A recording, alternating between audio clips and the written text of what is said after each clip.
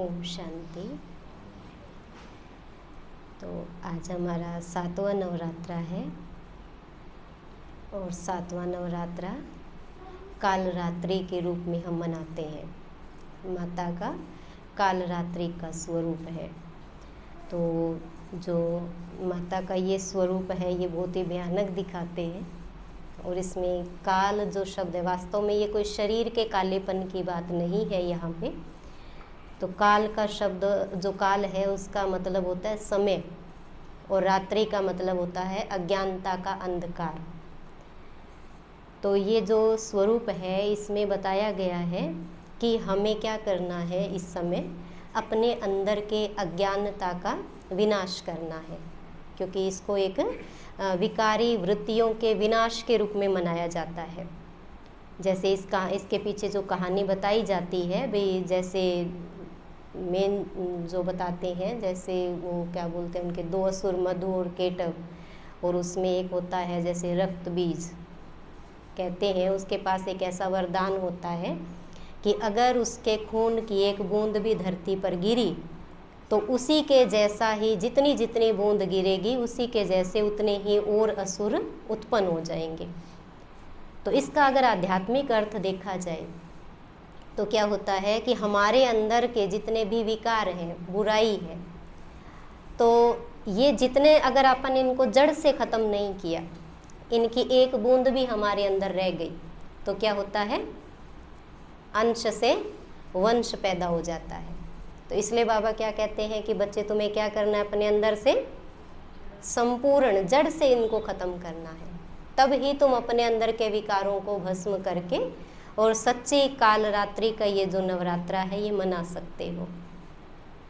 और वैसे जैसे दुनिया के अंदर आज के समय में क्या है, जैसे रिद्धि सिद्धि वाले हैं वो भी एक रीति से काली माँ की पूजा करते हैं, तो उनको वो अलग गलत रीति से फिर यूज़ करते हैं उन रिद्धि सिद्धि का। आज के दिन विशेष रात के समय में वो लोग इनका पूजन करते हैं, लेकिन वास्तव में इसमें कोई जो माता है, माता रानी जो हम बोलते हैं, तो वो कोई उनको गलत रीति से यूज़ करने के लिए कहती नहीं है। ये भी क्या है, मनुष्य की एक गलत वृत्ति है जो वो क्या करते हैं कि अनेक आत्माओं के रूप में ले ले या रिद्धि सिद्धि के द्वारा दूसरों को तंग करना। तो ये कार्य कोई माता या कोई देवी नहीं कर सकती है। ये दूसरी जो आत्माएं होती हैं जिनको वश में करके या कैसे भी करके उनके पास जो रिद्धि सिद्धियाँ होती हैं उनसे वो करते हैं, लेकिन इसमें कोई माता का कोई रोल नहीं है, क्योंकि जिनको हम देवी बोल रहे हैं, जिनको हम माँ बोल रहे हैं, तो वो कभी भी ऐसा कोई गलत काम कर ही नहीं सकती है। क्योंकि जिसकी पूजा हम एक पॉजिटिविटी के रूप में कर रहे हैं तो वो कोई नेगेटिविटी का काम नहीं कर सकती है। तो इसलिए आज का जो दिन है इसमें विशेष हमें क्या है, जैसे वैसे हम कह रहे थे आज तो बहन को काली साड़ी पहनानी चाहिए थी भाई काली माता का है, तो फिर हमने एकदम मन में आया, क्योंकि भगवान क्या कहते हैं, अपने अंदर के कालेपन को दूर करना है। कालापन जैसे ही हमारा दूर होगा, हमारे अंदर के विकार बुराइयां ये दूर होंगे, तो आत्मा क्या बन जाएगी, गोरी बन जाएगी। गोरी माना सुंदर बन जाएगी, गुणों से भरपूर बन जाएगी। तो हमें अपनी आत्मा को देखना है, आत्मा को शुद्ध बनाना है, पवित्र बनाना है, जिससे आत्मा शुद्ध बनेगी। तो कहते हैं ना, जैसा सोना वैसा ही जेवर। समझ में आया? जैसा सोना, जितने कैरेट का सोना होगा जेवर भी वैसा ही बनेगा। तो हमारे पास जो जेवर है ना, ये जैसा भी है, किस आधार पर मिला है, जैसा सोना है, जैसी आत्मा है वैसा ही शरीर मिला है हमें।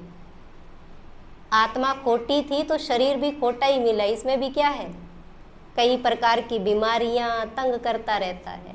तो अभी आगे जेवर अच्छा मिले इसके लिए क्या करना है, अब इस आत्मा इसको सच्चा सोना बनाना पड़ेगा।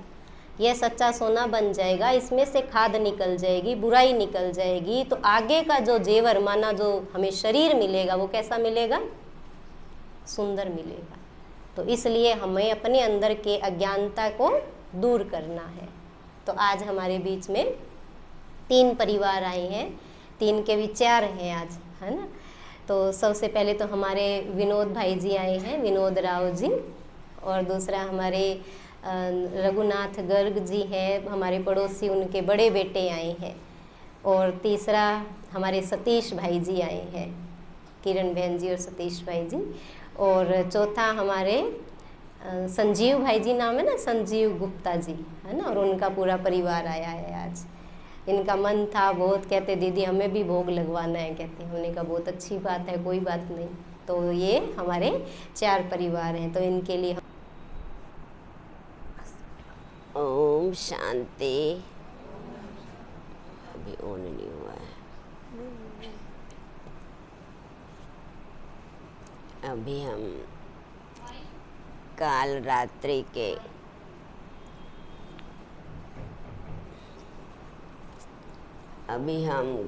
रात्रि के बारे में सुन रहे थे। वैसे देखा जाए तो देवियों के शब्द में भी बड़ी ताकत है। हर देवी अपनी अपनी विशेषता ही लेकर के आई है, और आज की देवी में भी बहुत ताकत है। कहते हैं कि इसकी 3 आँखें हैं, और आँखें इतनी तेज़ हैं जैसे कि बिजली चमकती है, और हर प्रकार से पावरफुल है। तो 3 आँखें तो आपने किसी की देखी भी नहीं होगी, ना किसी मनुष्य की और ना किसी देवी की। और इसकी 3 आँखें दिखाई हैं, और तीसरी आँख कौन सी है? 2 तो है ही हैं सबकी। तीसरी आँख है दिव्यता की, ज्ञान की। यानी ये जो शब्द भले काल रात्रि है, रात्रि को अंधकार होता है, यानी जो दैवी गुणों से सुसज्जित हो जाती है उसके लिए अंधकार मिट जाता है।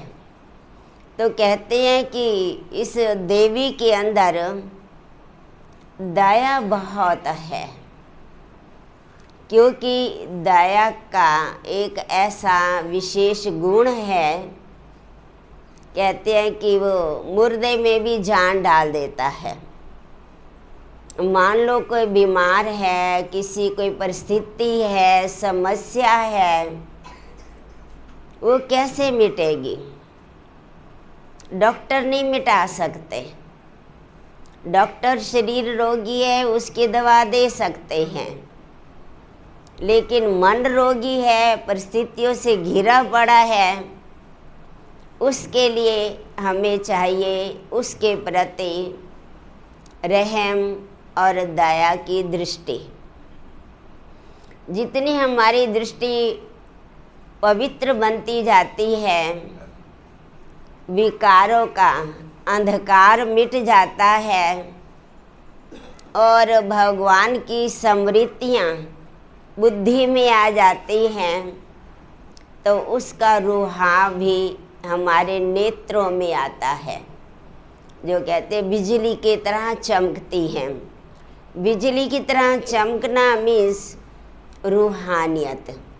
आपने कई ऐसे देखे होंगे संत महात्माओं को भी, कईयों के अंदर बड़ा तेज होता है, उन्हों की आंखों में बहुत रूहानियत होती है, तो लगता है कि यह कोई तपस्वी है।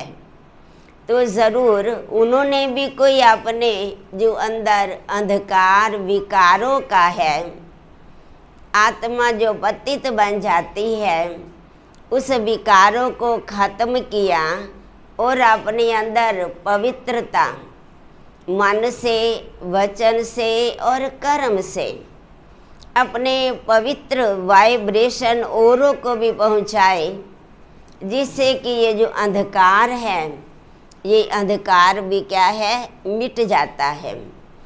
ये सृष्टि एकदम देखा जाए बिल्कुल पतित और काली बन गई है। जब ऐसी सृष्टि की भी हालत हो जाती है तो परमात्मा को भी आना पड़ता है। काल रात्रि से सोजरे की ओर ले जाते हैं, अर्थात सतयुग की ओर ले जाते हैं। तो उस दुनिया में जाने के लिए हमें अपने अंदर जो बुराइयां हैं, कमज़ोरियां हैं, उसको ख़त्म करना है। ये है काल रात्रि। भले नाम क्या है, काला, काला नहीं, अभी बताया बहन ने, शरीरों की बात नहीं है ये काला।